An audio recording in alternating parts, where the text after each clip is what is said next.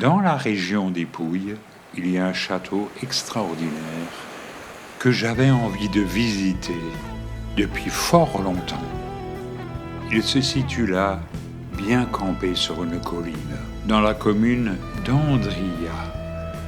C'est un château du XIIIe siècle, construit par Frédéric II de Hohenstaufen. Il domine la chaîne des Murges, ça ne s'invente pas. Il est de style gothique et pré-Renaissance. Pour les matériaux, c'est principalement du marbre et du calcaire, mais aussi de la brèche qui ont été employés. On le voit dans les encadrements de portes.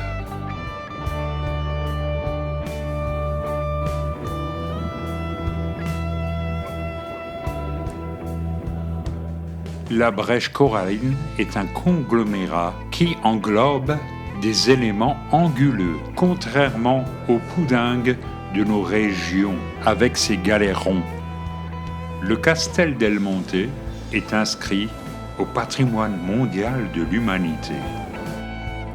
Ce n'est pas vraiment un château fort et on ne sait pas à quoi il a pu servir.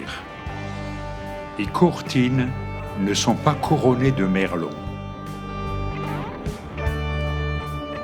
L'édifice est percé de fenêtres bien trop grandes, contraire au rôle défensif d'un château fort.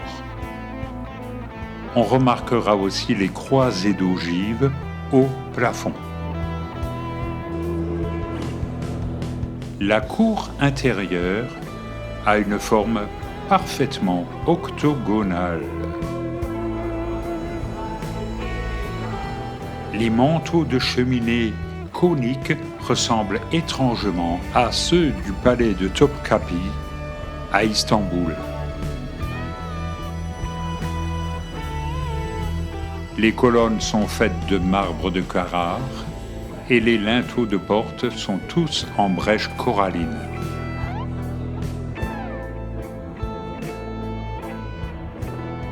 J'ai remarqué lors de ma visite que les escaliers en colimaçon tournaient dans le mauvais sens. Ce n'est pas très défensif ça pour un château, car ce n'est pas pratique de tenir une épée avec la main gauche. La forme octogonale recèle en elle-même un fort symbolisme. Est-ce que le château était un lieu de culte pour la science ? Nul ne le sait, car beaucoup de théories ont été établies quant à l'usage qu'on pouvait faire d'un tel édifice. Même les meurtrières ne pouvaient pas servir à tirer des flèches, car trop étroites, et les belles fenêtres gothiques n'ont rien à faire sur le côté extérieur d'une courtine. De toute façon, c'est une très belle construction, bâtie dans un écrin de verdure, de plantations d'oliviers et de conifères. Sur le chemin, une bergeronnette des champs nous nargue gentiment.